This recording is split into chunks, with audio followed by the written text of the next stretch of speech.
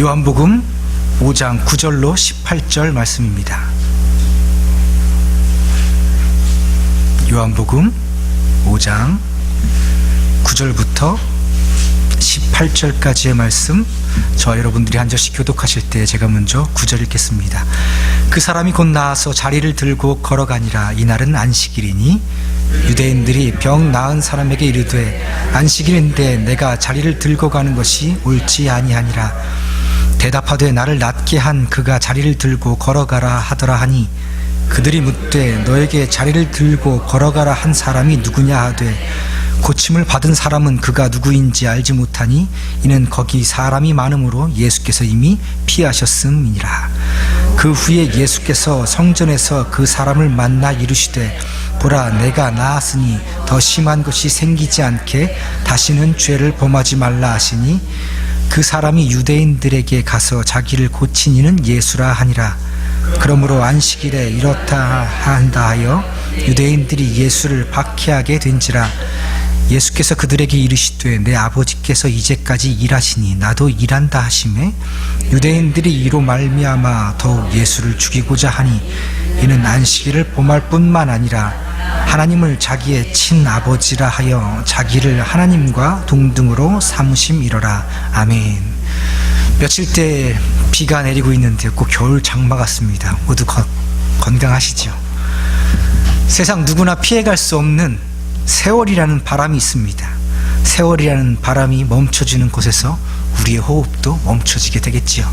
그리고 우리의 생이 끝나는 그곳에서 우리는 하나님 앞에 선악간의 심판을 받게 될 것입니다. 행한 공력대로 심판을 받을 때 믿지 않는 자는 영 심판을 받을 것이요 믿는 자는 영 구원과 상급을 받게 될 것입니다. 그때 우리가 받을 가장 큰 상급은 바로 하나님 당신이십니다. 우리가 하나님을 내 아버지로 영원히 소유하게 되는 상을 받는 곳, 그곳을 성경은 천국이라고 이야기합니다. 그런데 하나님을 내 상급으로 영원히 소유하게 되는 그 천국을 이 땅에서 경험할 수 있게 되는데요, 그 받을 그 상급을 미리 만나는 순간이 바로 예배 드리는 바로 지금 이 순간입니다. 말씀이 육신이 되신 그 예수님을 만나 예배하는 그 순간 말이지요. 참 영광스럽고 감사한 순간입니다. 오늘 지금 우리가 그런 자리에 있습니다. 그런데요, 예배 드리는데 늘 방해하는 것들이 있어요. 아담을 타락시켰던 바로 그 사탄의 역사입니다. 우리 인생의 예배함을 방해하는 것, 늘 그것은 사탄의 역사입니다. 그래서 우리 인생에 있어서 싸울 것은 혈과 육이 아니요 영의 것이라고 성경은 분명하게 이야기하고 있습니다. 예배를 드리지 못하도록 방해하는 모든 것이 어두운 영의 역사라면, 예배를 영과 진리로 드리게 하시는 것은 바로 성령의 역사입니다. 다시요, 우리가 가장 큰 은혜를 받고 누리는 이 순간이, 주의 영과 함께하는 이 순간이 악한 영들이 물리쳐지는 순간이고 하나님께 가장 영광 돌리는 그런 순간이란 말입니다. 바로 지금 우리가 예수의 승리의 영광을 나누고 있는 줄 믿습니다. 예배 드리는 것은 곧 그를 인정하는 것이고 그를 아는 것입니다. 아담이 선악과를 먹지 말라 하신 그 말씀을 깨닫고 그것을 먹지 않는 것이 예배예요. 예배란 그 하신 말씀을 통해서 그를 알고 그를 인정하는 행위예요. 예배할 수 있도록 만드는 것, 말씀을 들을 수 있도록 만드는 것, 그것이 성령의 역사입니다. 말씀을 듣지 못하도록 막고 예배할 수 없도록 막는 것은 어두운 영의 역사예요. 요한복음 17장 3절은 이렇게 얘기하죠. 영생은 곧 유일하신 참 하나님과 그가 보내신 자 예수 그리스도를 아는 것이니이다. 예수 그리스도를 아는 것, 그것이 영생이고 그를 아는 것이 우리의 상급이고 영광입니다. 자, 그 예수님을 만나러 성경의 그 사건의 현장 속으로 우리 들어가 보십시다. 예수님께서 예루살렘 성전을 향하여 그 성으로 가십니다. 도착하였습니다. 거기에 양문이 있지요. 양문은 예루살렘 성전으로 향하게 되는 그 예루살렘 성의 첫 번째 시작입니다. 그리고 삥 둘러있으니 마지막 끝이라고 했죠. 성전을 하나님께 향하는 그 첫 번째 문, 양문, 그 옆에 못이 하나 있는데 베데스다라는 이름의 못이지요. 자비의 집이라는 뜻입니다. 하나님의 은혜를 마주대하는 성전으로 들어가는 그 양문, 그 옆에 자비의 연못이 있다는 것은 너무도 당연한 이치겠지요. 말이 되지요. 하나님께 은혜를 받으러 들어가는 곳에 자비를 구하는 사람들의 집이 있다. 그런데 그 자비의 집이라는 이름의 연못에 많은 환자들이 있어요. 다 병자들이에요.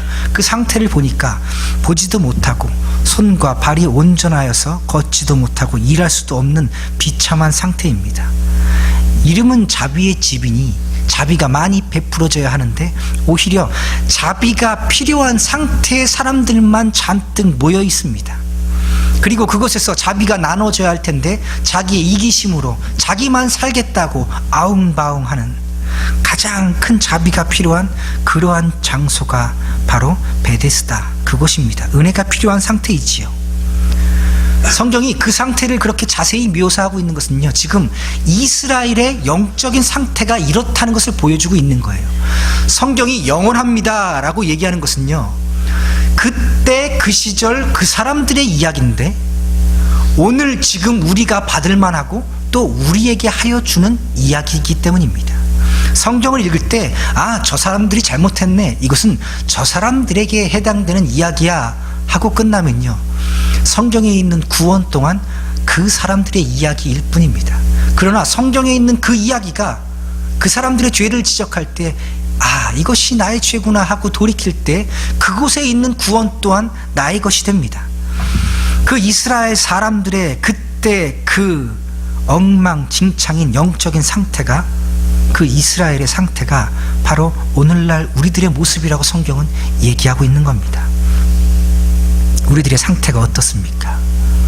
은혜가 필요한 상태입니다. 그때 그 사람들과 오늘 우리만요? 아니요. 아담 이래로 모든 사람들이 은혜가 필요한 상태입니다. 이것을 전적 타락이라고 얘기합니다. 전적 타락이라고 얘기하면요, 그 안에 선한 것이 하나도 없다고요. 모두가 다 타락했다고요. 그런데 이 전적 타락을 이야기하면서 우리가 똑같이 하여야 될 이야기가 있는데 바로 자유의지에 관한 이야기입니다. 전적 타락이라고 하면 하나님께서 받으시는 선하시고 기뻐하시고 온전하신 뜻이 무엇인지 스스로 분별할 수 없는 상태를 전적 타락이라고 얘기해요. 하나님께서 기뻐하시는 일을 스스로 선택할 수 있는 힘, 그것을 자유의지라고 합니다. 그 무언가 하나님께서 선함을 받으셔서 구원받기에 충분한 일을 해낼 수 있는 의지를 자유의지라고 얘기해요. 차를 살 때 중고차를 사는 게 이득이겠습니까? 새 차를 사는 게 이득이겠습니까? 이것이 자유의지라고 얘기하지 않고요. 자유의지라면 사람이 하나님의 형상을 온전히 가져서 어떤 일을 선택할 때 구원받기에 충분하게 하나님께 선한 일을 드릴 수 있는 일을 선택할 수 있는 그 의지와 힘을 자유의지라고 합니다. 그런데 아담이 타락한 이래로 이 자유의지가 없어져 버렸어요. 전적으로 타락해져 버렸습니다. 그래서 이제 사람은 하나님께 나아갈 수 있는 방법이 없어졌다는 겁니다. 어느 누구도 하나님께 찾아갈 수 없는 세상이 되고 말았어요. 사형수가 좋은 일 하겠다고 자기에게 배식 나온 그 식사를 나누어 주었다고, 뭔가 좋은 일 하였다고 사형을 면할 방법이 생기는 것 아니지요. 자유의지라 함은 타락하기 이전의 아담이 하나님의 형상을 온전히 가졌을 때에 하나님께 나아갈 만하고 그것을 알고 그 선을 선택할 수 있고 그 선을 알고 행할 수 있는 의지를 자유의지라고 얘기하는 거예요. 그런데 하나님의 말씀을 불순종으로 어긴 아담에게 이 자유의지가 사라져버리고 말았습니다. 그리고 전적으로 타락하여서 하나님께 나아갈 수 있는 길이 막혀버리게 됐죠. 그래서 이제 아담 이후의 모든 인류는 하나님께 나아갈 수 있는, 하나님께 나아가야 할 어떤 은혜가 필요한 상태가 되었습니다. 자, 다시 그 양문 곁 베데스다로 돌아가서 그 자비가 없는 무자비한 집인 자비의 집은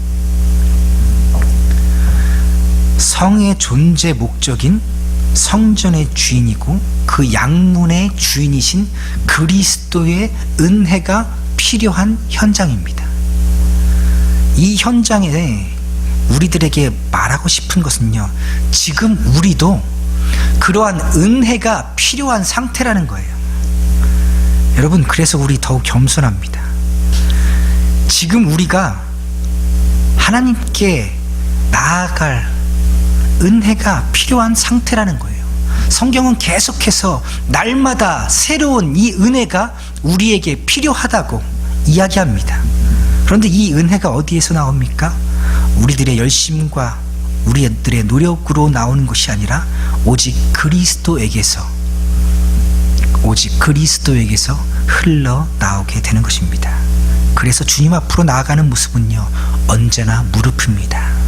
무릎으로 나아가는 거예요. 신앙생활이 그렇습니다. 혹 실수가 있을까 조심스러워하고 다시 돌아보는 것 말이죠.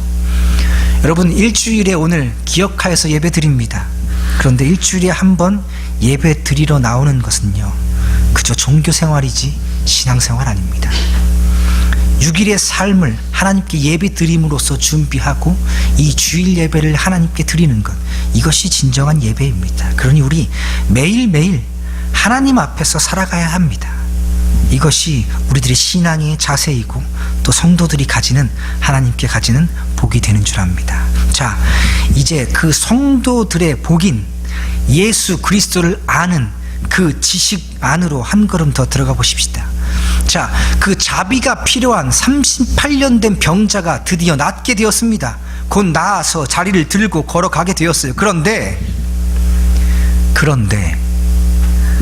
무슨 말이 있고 나서 그런데 하면요, 그 말이 하고 싶은 거예요. 뭔가 반전이 있을 때 하는 겁니다. 앞에 맛있는 밥이 있어요. 배가 엄청 고팠습니다. 그런데 먹지 않았어요. 다이어트를 해야 됐거든요. 뭐 이래야 정상이잖아요. 그런데 배가 엄청 고팠어요. 그런데 맛있게 먹었습니다. 이거 코미디예요. 앞뒤가 맞지 않는 거예요. 성경은 예수님께서 이 기적을 베푸신 그 어떤 날을 눈에 뜨게 하기 위해서 이 장치들을 해 놓으신 겁니다. 예수님께서 유대인의 명절 중에 어떤 날을 택하셔서 성전으로 가셨어요. 그 어떤 날에 대해서 우리를 주목하게 하고 있습니다. 38년 된 병자가 고침을 받았어요. 그런데 이 날이 안식일이었습니다. 왜 안식일이 이렇게 눈에 띄도록 장치가 마련되어 있고 일이 주목되게 하셨을까요?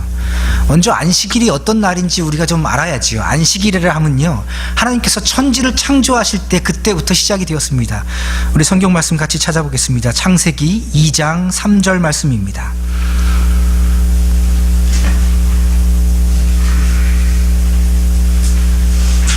창세기 2장 3절 말씀 같이 읽습니다.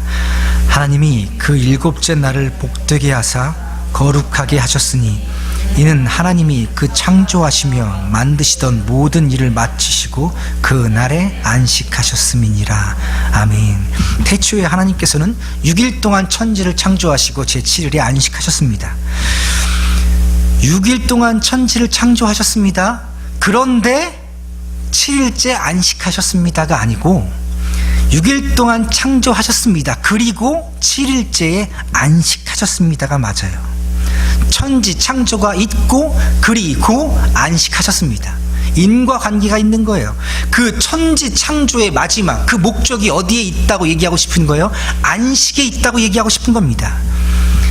하나님께서 하나님의 택한 백성들을 구원이 없는 땅이라고 예표되는 애굽에서 이끌어내셔서 약속의 땅 가나안 땅에 들어가기 전에 주님의 약속의 말씀인 십계명을 주시면서도 이 말씀이 그대로 있습니다. 하나님께서 직접 돌판에 새겨주신 말씀이에요. 우리 같이 찾아서 읽어보겠습니다. 출애굽기 20장 8절부터 11절까지의 말씀입니다. 구약성경 출애굽기 20장 8절부터 11절까지의 말씀.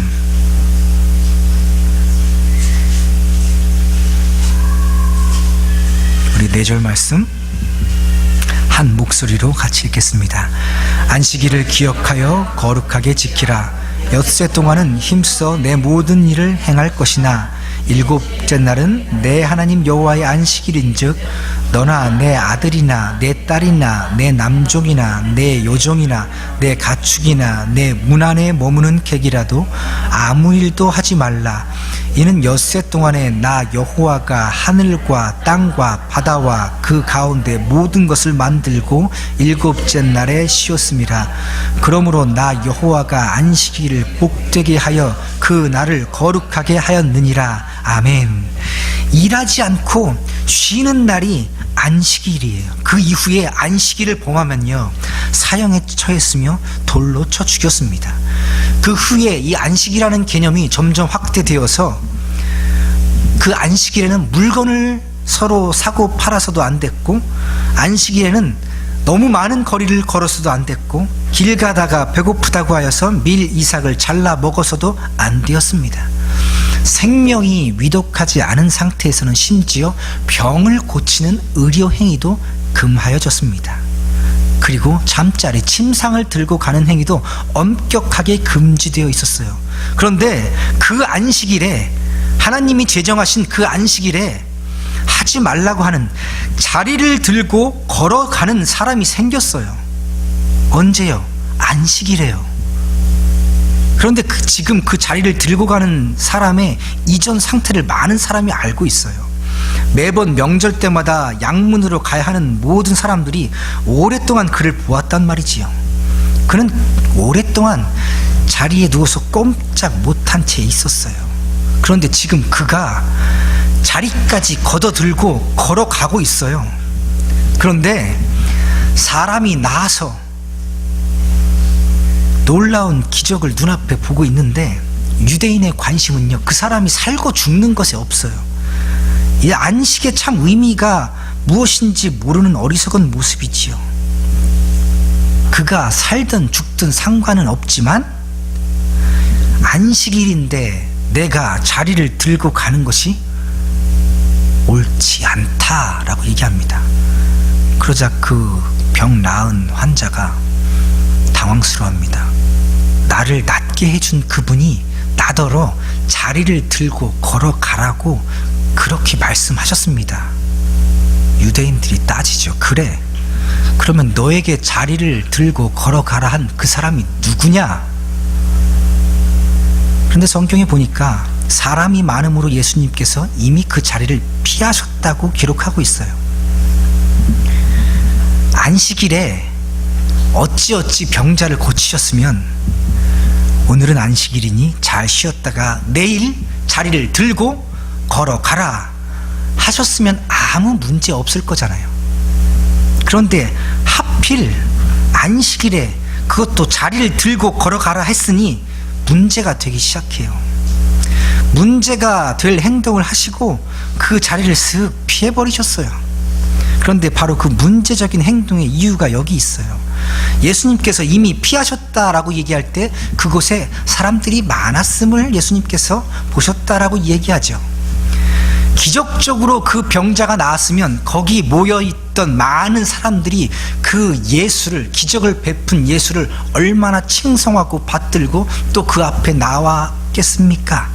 그런데 예수님께서는요 그 기적을 베푼 것을 통하여서 많은 환자들에게 그저 높임을 받는 사람으로 그렇게 그냥 계시고 싶지 않으셨어요.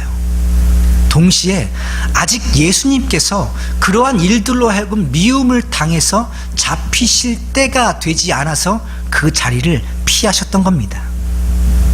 그런데 오늘 14절에는요 그 그 후에 라고 시작합니다. 이러한 일들이 있고 나서 그 후에 말이지요, 그 나음을 입은 사람과 예수님이 서로 만납니다.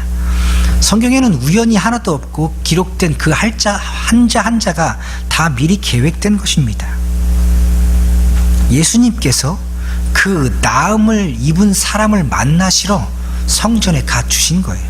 그리고 둘이 만났습니다. 어디에서요? 성전에서요. 병이 낫고 깨끗함을 입어서 걸어 다닐 수 있던 그 사람은 이제 성전 문 앞에서 그저 누워만 있던 그 사람이 이제는 성전 안으로 들어와서 성전에 출입하여서 성전에서 제사를 드리는 사람으로까지 거듭나게 된 것입니다. 그것이 그의 나음의 목적이었어요. 하나님께서는 그의 인생을 창세전에 이미 예정하시고 예수님께서 그의 인생의 어려움을 깨닫게 하시고 낫게 하신 연후에 그를 예배하는 자리에까지 나아오게 하신 겁니다. 그런데 그 성전에 와서 제사를 드리는 데까지 아름답게 변화한 그에게 예수님께서 이렇게 말씀하세요. 요한복음 5장 14절 우리 다시 한번 읽어보겠습니다. 같이 읽습니다. 그 후에 예수께서 성전에서 그 사람을 만나 이르시되 보라 내가 나았으니 더 심한 것이 생기지 않게 다시는 죄를 범하지 말라 하시니. 아멘. 어떤 죄를 지었는지는 기록되어 있지 않아서 알 수 없어요. 그런데 지금 그가 죄를 연고로 아프게 되었었습니다.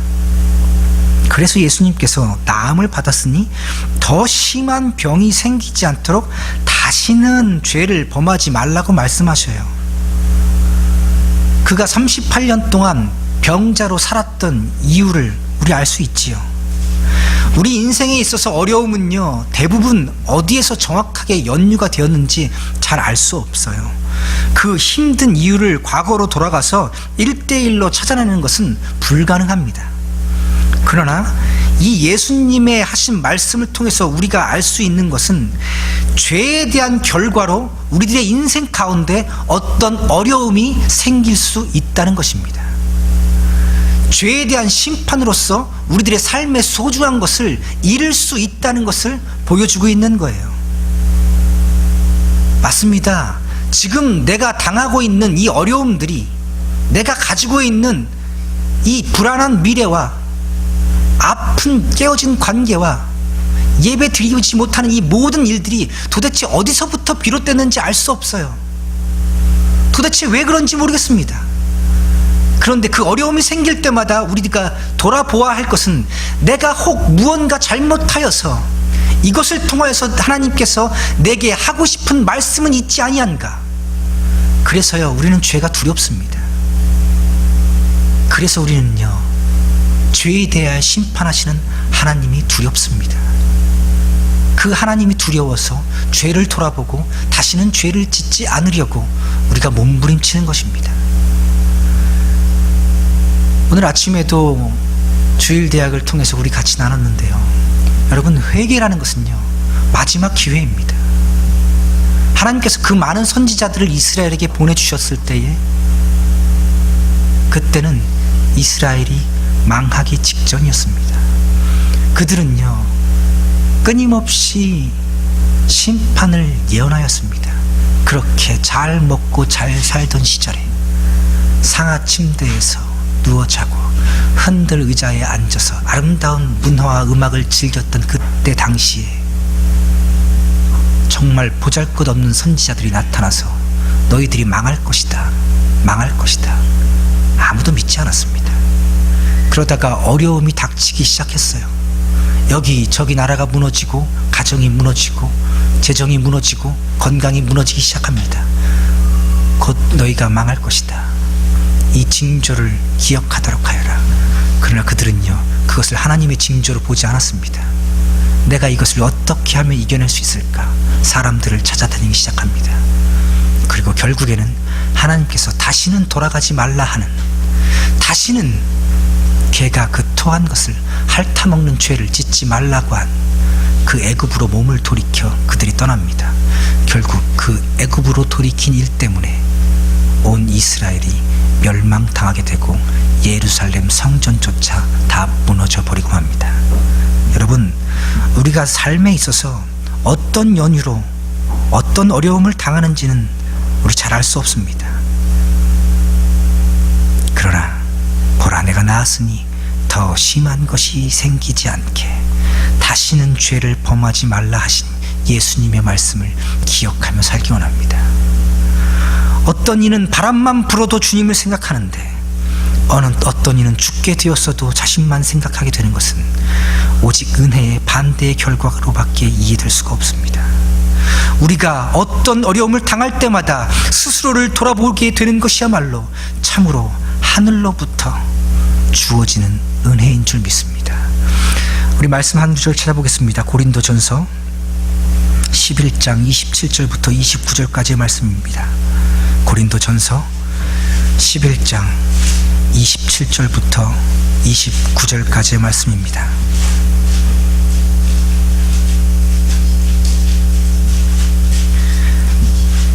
한 목소리로 읽겠습니다.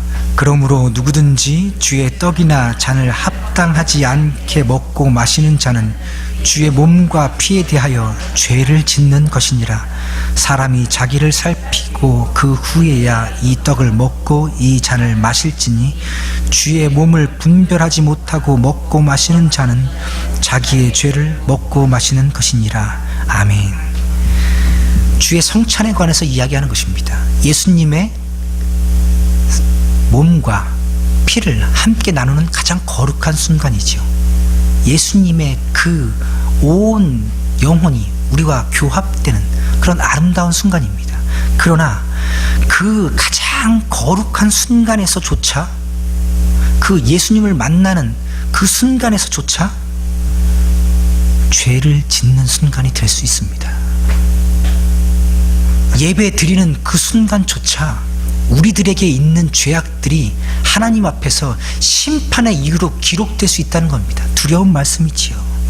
성찬에 참여할 때 회개하지 못한 반복되는 죄악이 있을 때 주의 떡과 잔을 받는 것이 오히려 그의 인생에 죄를 더하고 죄를 먹고 마시는 일이기에 우리는 성찬을 나눌 때마다 이 말씀을 나누는 것입니다.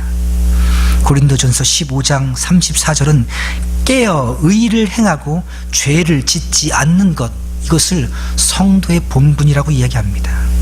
여러분, 우리 잠에서 깨어나서 죄에서 돌이켜서 그 과거의 습관에서 돌이켜서 의를 행하기를 축복합니다. 의를 행한다는 건요, 깨뜨리고 깨어나와야 합니다. 그 나쁜 습관들에서 돌이켜야 합니다.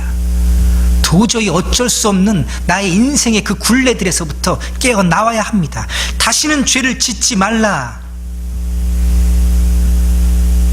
그 말씀을 들은 그 병자는요, 유대인들을 찾아갑니다. 그리고 가서 나를 고친 이가 바로 예수요 라고 고백합니다.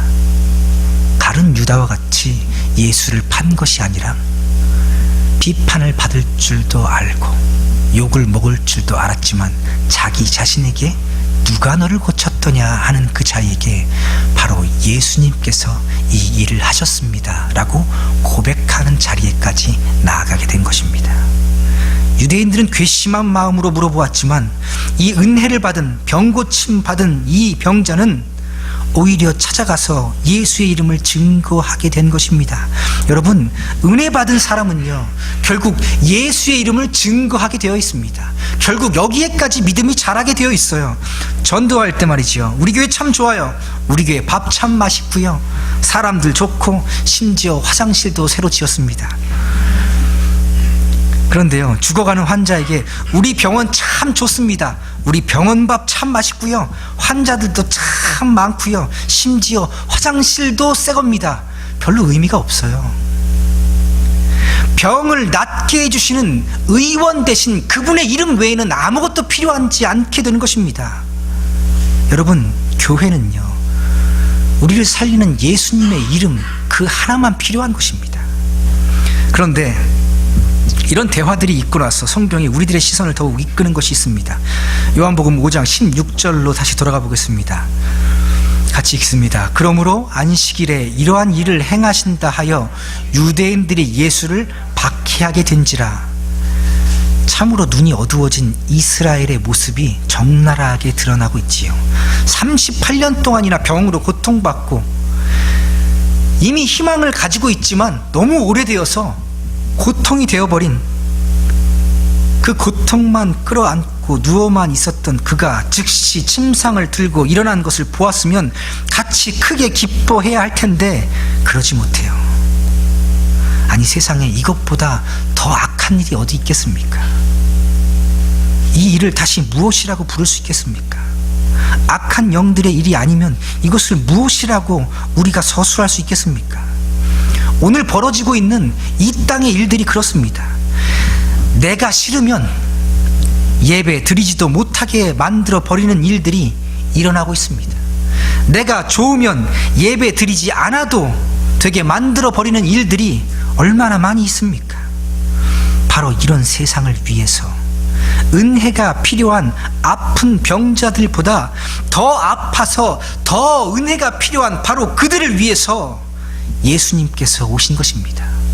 그들보다 더 악한 나를 위해서, 죄인 중에 나는 괴수입니다 라고 고백한 사도 바울과 감히 비교할 수 없을 만큼 더 추악한 죄인인 나를 위해서 우리 예수님께서 오신 것입니다. 그 예수님께서 이렇게 말씀하세요. 내 아버지께서 이제까지 일하시니 나도 일한다. 하나님께서 창세 때부터 지금까지 우리를 위해서 계속 일하고 계십니다. 오늘도 우리를 위해서 하늘에 태양을 띄우셨고, 오늘도 우리를 위해서 호흡을 주셔서 또 오늘 우리가 여기 있는 겁니다. 하나님께서 오늘 이 아침에 깨워주시지 않았으면요, 우리들의 생명이 이곳에 있지 못합니다. 마치 내일이, 마치 한 달 뒤가, 마치 1년 뒤가, 10년 뒤가 나에게 확실히 보장된 것처럼 우리 그렇게 살지 마십시다. 하나님의 시간은요, 천년이 하루 같고 하루가 천년 같아서 우리를 보실 때 지금 이러한 죄의 모습으로 보지 아니하시고 저 먼 훗날 우리가 하나님의 영광으로 가득 차서 가장 아름다운 모습으로 우리를 이미 보고 계십니다. 그래서 우리를 의인이라고 불러주고 계신 거예요. 그래서 이러한 일들이 이 땅에서 계속해서 이루어지고 있으므로, 끊임없이 이루어지고 있으므로 이 문장이 현재형으로 이루어진 겁니다. 내 아버지께서 이제까지 일하시니, 일하고 계시니, 일하고 계시는 중이니 나도 지금 너희와 함께 일한다. 예수님께서 지금 우리 가운데 지금 임하여서 일하고 계신 줄 믿습니다. 이것을 성령의 역사라고 우리는 얘기합니다. 드디어 예수님께서, 당신께서 하나님의 아들이심을 그 말씀으로 온 세상에 선포하는 순간입니다. 그 고칠 수 없는 죄의 결과로 38년 동안이나 병들었던 자, 그 자를 고친 일은 오직 하나님께서만 할 수 있는 그러한 일이지요. 죄의 결과 때문에 아픈 그를 마치 죄가 없는 모습으로, 깨끗하고 건강한 모습으로 돌려주신 것은 죄를 죄라고 칭하시고 또 죄를 사할 권세를 가지신 그 하나님의 사역입니다. 오직 하나님께만 죄의 용서와 죄의 없어짐이 있습니다. 하나님께서는 죄를 용서하시고 그 죄를 다시는 기억조차 않으신다고 하셨습니다. 그래서 우리가 천국에 갈 수 있는 것이지요. 그 일을 하시는 분은 오직 한 분 하나님이십니다. 그런데 그 촌동네 나사렛에서 가난뱅이 목수의 아들 예수가 그 위대한 하나님을 내 아버지다 라고 선언하고 있습니다. 아들이라는 것은요, 관계를 나타낼 뿐만 아니라 신분을 나타내죠. 아들은 아버지와 관련이 있어서 아들이라고 합니다. 어머니들이 좀 불만이 있으실 수도 있는데요, 성경은 대표로 얘기하니까 아버지라고 얘기해요. 그런데 왕을 아버지라고 부르는 아들이 있어요. 누구일까요? 왕자예요. 왕가의 신분을 얘기하는 겁니다. 마찬가지로 하나님을 아버지라고 부르는 그분이 바로 하나님의 아들이신 거예요. 그 온 우주를 만드시고 생명까지도 만드신 그 창조주의 신분이 하나님 아들 되신 예수에게도 그대로 있다는 겁니다. 다른 말로 얘기하면 하나님의 아들이 곧 하나님 되신다는 겁니다. 이것이 하나님의 아들 되신 예수 그리스도의 영적인 신분을 드러내는 거예요. 예수님께서 내가 온 세상을 창조한 바로 그 창조주이고 너희들을 구원할 메시아다, 내가 그리스도다 라고 스스로 선포하고 계신 순간입니다. 그것을 온 세상에 알리고자 예수님은 죄 때문에 고통당하는 그 병자를 고쳐주신 것이에요. 하나님께서만 하실 수 있는 그 일을 예수님께서 하신 겁니다. 그런데 그가 온 세상을 구원할 그리스도임을 나타내시고자 하나님의 아들이요 하나님 당신임을 나타내시고자 그 병자를 일부러 안식일에 고치신 거예요. 그리고 고치시고 조금 있다 걸어가라 하지 않고 자리를 들고 걸어가라 하신 거예요. 안식일에 그 법을 깨뜨려 버리는 거예요. 그런데 왜 하필 예수님이요? 그 하지 말라는 그 안식일에 그 일을 하라고까지 하면서 병자를 고쳤을까요? 그 옛말에 튀어나온 못이 망치를 맞는다고 좀 두리뭉실하게 그냥 조용히 구원하셨어도 됐잖아요. 우리 인생 살면서 그렇지요. 좀 그냥 입 다물고 있으면 될 텐데 그렇지 않는 일 참 많잖아요. 굳이 그걸 꼭 그렇게 해서 공분을 사야 했습니까? 그런데 예수님께서는요, 이 일을 그 안식일에 일부러 행하신 이유가 있습니다. 바로 참 안식의 의미가 무엇인지를 보여주고 싶어서 그러셨어요. 안식이라는 것의 의미가 무엇일까요? 하나님께서는 제7일에 안식하셨습니다. 그리고 이스라엘 백성들에게 또한 제7일에 안식하라고 하셨어요. 자, 안식이 무엇인지, 그 참 의미가 무엇인지 조금 찾아보겠습니다. 마가복음 2장 27절부터 28절까지의 말씀, 2절 말씀 찾아서 읽어보겠습니다. 마가복음 2장 27절 28절 같이 읽습니다. 또 이르시되 안식일이 사람을 위하여 있는 것이요 사람이 안식일 위하여 있는 것이 아니니 이러므로 인자는 안식일에도 주인이니라. 이 말이 무슨 말이냐면요, 하나님께서 제7일에 안식하신 것은 마지막 날에 온 우주 만물의 정점으로 만든 그 사람들이 그 하나님의 안식으로 들어오게 하시기 위함입니다 라는 그런 뜻이에요. 사람이 하나님의 안식으로 들어간다는 것은 그 하나님의 안으로 쏙 들어간다는 겁니다. 결국 안식일의 그 마지막에는요, 하나님이 계세요. 안식을 통해, 쉼을 통해 결국 우리는 하나님을 만나게 됩니다. 그러니 여러분, 우리 좀 쉬십시다. 예배 때만큼은 우리가 말씀으로 쉬십시다. 그리고 예배 때만큼은 생각을 조금 쉬십시다. 예배할 때만큼은 예배해야 합니다. 우리가 예배할 마음과 생활과 시간에 쉼을 주어야 합니다. 일상생활 속에서 우리가 예배할 수 있는 쉼의 공간이 없기에 우리가 이렇게 숨 막혀가고 있는 거예요. 우리가 이렇게 급박하게 살아가고 있는 거예요.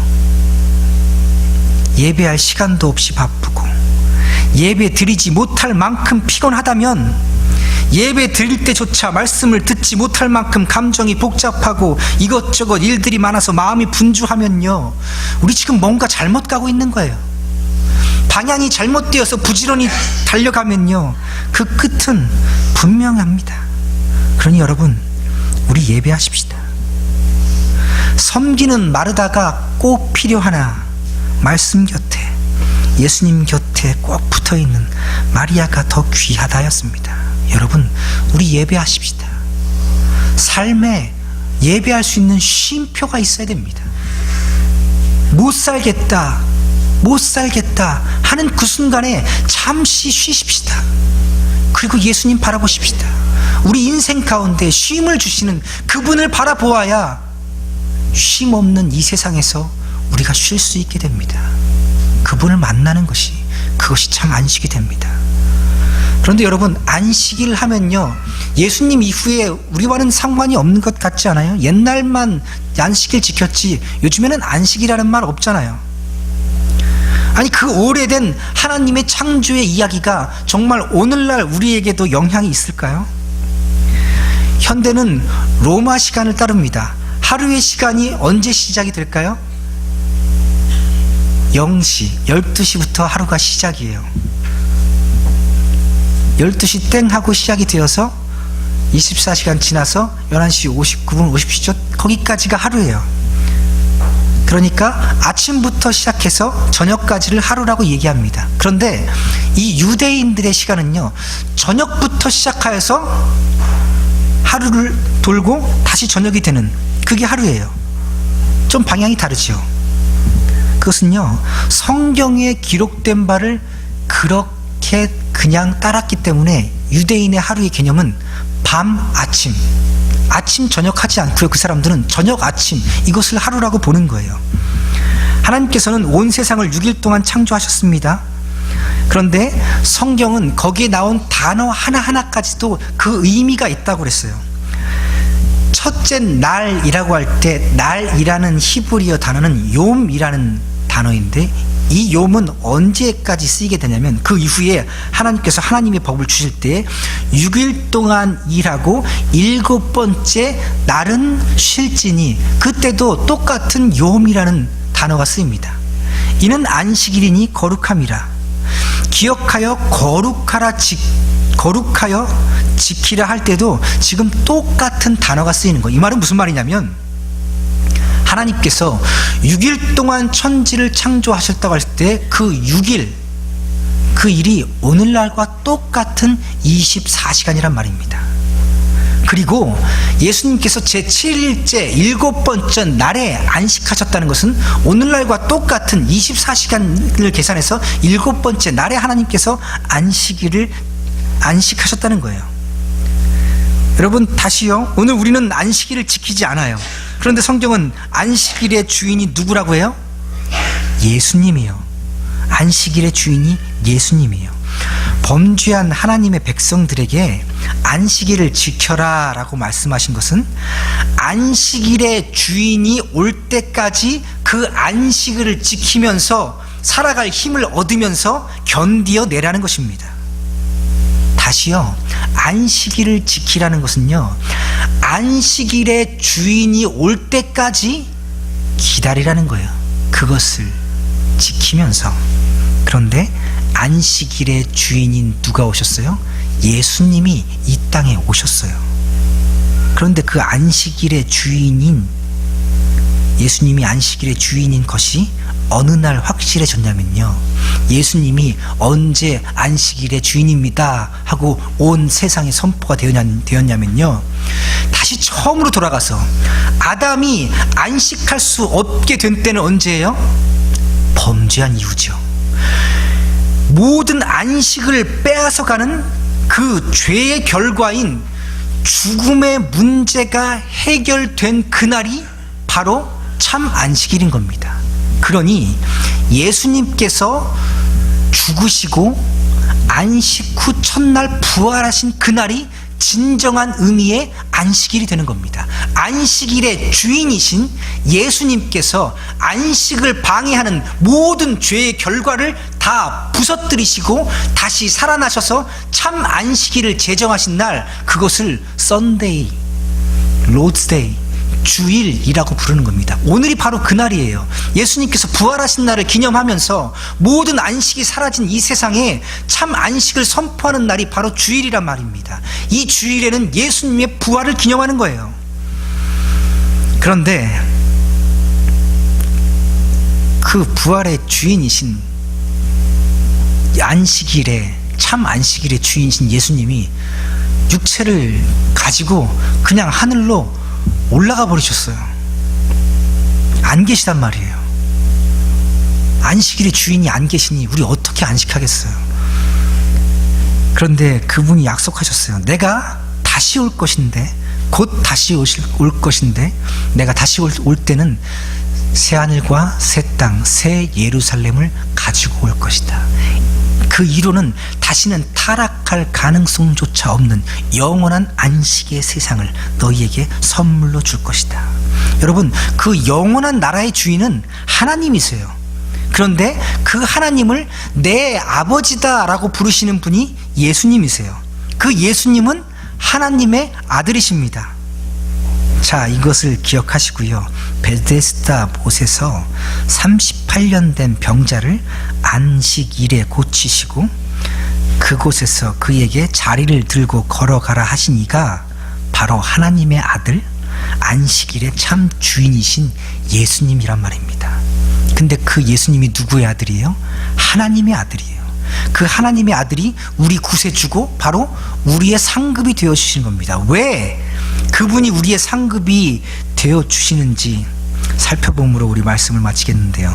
자, 여러분, 하나님께서 안식하시고 또 안식하라고 제정하신 안식일은요, 다른 짐승들을 위한 것이 아니고 사람을 위한 것이었습니다. 그런데 그 안식일의 주인인 예수님이 사람을 위해서 일하고 계세요. 그러니 안식의 참 의미는요, 사람이 사는 겁니다. 여러분, 그냥 우리가 편히 앉아서 쉬는 것이 안식이 아니라 우리가 다시 살아나는 것이 안식이에요. 죄 때문에 죽었는데 말씀 앞에서 다시 살아나야 그것이 안식입니다. 우리가 이 땅에서 부자로 잘 먹고 푹 쉬는 것, 그것을 쉼이라고 안식이라고 이야기하지 않고요, 그 생활 가운데 예수 그리스도를 만나는 것을, 죄를 깨닫고 그 앞에 뉘우치고 다시 예수께로 나아가는 것, 그것을 안식이라고 얘기해요. 그래서 예수님은 안식일에도 일하셨던 겁니다. 사람 살리려고요. 그런데 유대인들은요, 이 일 때문에 오히려 예수를 더욱 죽이려 하더라 라고 성경은 기록합니다. 안식일을 범할 뿐만 아니라 하나님을 자기의 친아버지라고 불렀다는 거예요. 얼마나 가스롭겠어요. 목수의 아들이고 별로 잘생긴 것도 없는 그 양반이 병 좀 낫게 했다고 하나님을 내 친아버지라고 부르니 가스로웠지요. 오히려 그들의 그 악함을 인하여서 예수님의 하나님의 아들 되심이 이 세상에 명확하게 선포되는 순간입니다. 놀라운 순간이지요. 여러분, 세상이 악을 행한다고, 내가 죄를 짓는다고 예수의 영광이, 예수의 이름이 없어지지도 않고 가려지지도 않을 겁니다. 오히려 악이 심판당하는 것으로 인하여서 예수의 이름이 더욱 드러나게 될 것입니다. 죄에 대하여서 심판하시는 그분의 능력이 죄에 대하여 벌하시는 것으로서 오히려 더 높임을 받게 될 것입니다. 죄로 인하여 당하는 고난을 통하여서 분명하게 죄가 드러나게 될 것입니다. 하나님의 의가 드러나는 것이지요. 여러분, 그래서 우리는 두렵고 떨리는 마음으로 주님 앞에 나아가야 합니다. 그러나 동시에 우리가 안전한 마음으로 주님 앞에 나아갈 수 있습니다. 왜냐하면 그 심판하시는 그분 앞에 우리가 두렵고 떨리지만 한편으로는 동시에는 우리가 안전한 마음으로 그분께 나아갈 수 있는 것은 안식일의 주인이신 하나님의 아들 예수님이 바로 우리를 위하여 죽고 살아나셨기 때문입니다. 그리고 그분이 우리를 위하여 죽고 다시 살아남으로 인하여 우리들도 하나님의 아들들이 되었습니다. 여러분, 그래서 결국 우리의 안식일의 주인 되시고 하나님의 아들이신 예수님을 따라서 우리도 하나님 곁으로 가게 될 것입니다. 그래서 예수님을요, 성경은 맏아들이라고 부르고 우리들을 그 다음 아들들이라고 부릅니다. 우리가 예수님의 가르침에 따라서 이렇게 기도하죠. 하늘에 계신 우리 아버지요. 하나님 아버지, 그 하나님이 우리 아버지라고 가르쳐주고 계신 거예요. 우리 기도할 때마다 예수님의 이름으로 기도합니다. 우리도 하나님의 아들 되었음을 분명하게 선언하고 있는 성경의 진리입니다. 사랑하는 성도 여러분, 하나님의 아들 되신 예수 그리스도의 은총으로 우리도 하나님의 아들들이 되었습니다. 이제 곧 우리 예수님 다시 오실 것인데 우리 그날을 사모하며 하루하루 살아가기 원합니다. 하나님의 아들 예수 그리스도가 다시 오기를, 속히 다시 오기를 바라는 하나님의 아들들, 그 자녀들로 살아가시기를 축복합니다. 기도하시겠습니다. 예수 그리스도의 매맞음과 고난당하심과 죽어주심으로 인하여 우리의 죄들이 사해짐을 감사드립니다. 예수님께서 부활하심으로 인하여서, 부활의 첫 열매가 되심으로 인하여서 우리도 또 부활할 수 있게 되어서 참 감사합니다. 하나님의 아들 되신 그분이 우리를 위하여 죽고 사셔서 우리도 하나님의 아들들이 되었습니다. 주님의 이 은혜가 너무도 감사합니다. 하루하루 살아가는 동안에 하나님을 아버지라 여기며 하나님과 동행하는 성도들의 삶 될 수 있도록 인도하여 주옵소서. 예수님의 이름으로 기도드립니다. 아멘.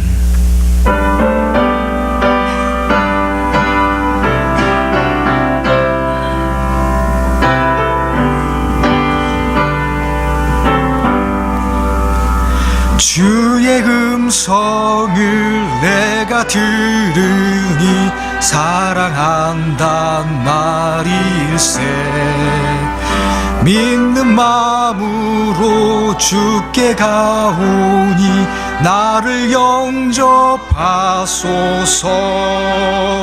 내가 매일 십자가 앞에 더 가까이 가오니 그새 주의 흘린 보배 피로써 나를 정케 하소서. 주여 넓으신 은혜 베푸사 나를 받아주시고 나의 품은 뜻 주의 뜻같이 되게 하여 주소서. 내가 매일 십자가 앞에 더 가까이 가오니 그새 주의 흘린 보배 피로써 나를 정케 하소서.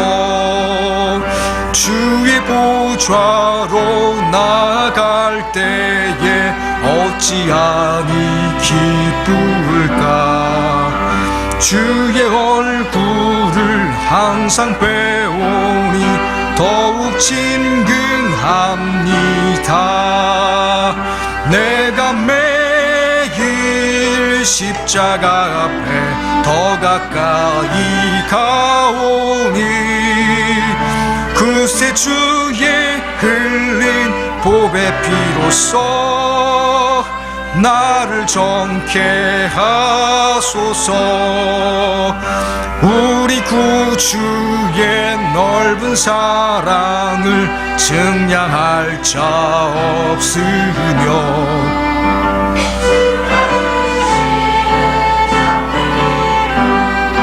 헤아릴 수 없도다. 내가 매일 십자가 앞에 더 가까이 가오니 그새 주의 흘린 보배 피로써 나를 정케 하소서. 아멘.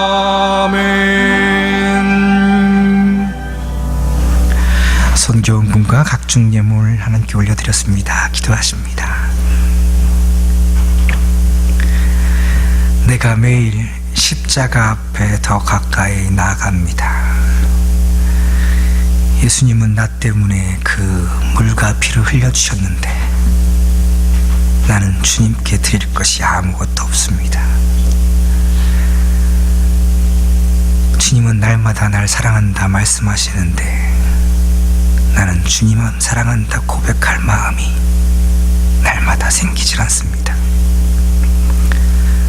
주님께서는 이런 나 같은 죄인을 곧 만나 주시려고 기쁨 가운데 기다려주고 계신데 나는 주님을 기쁜 마음으로 기다릴 안식이 없습니다. 주님 용서하여 주옵소서. 그러나 우리 주님께서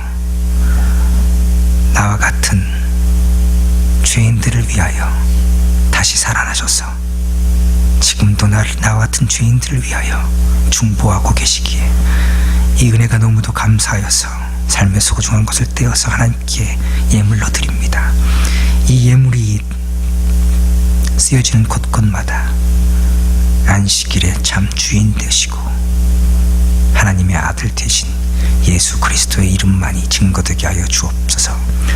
드린 손길마다 주님께서 이 땅에 기름진 것으로 함께하여 주시고 부족하여서 또 없어서 드리지 못한 손길들에게는 드릴 것이 있고 또 드릴 마음도 함께 허락하여 주옵소서. 예수님의 이름으로 기도드립니다. 아멘.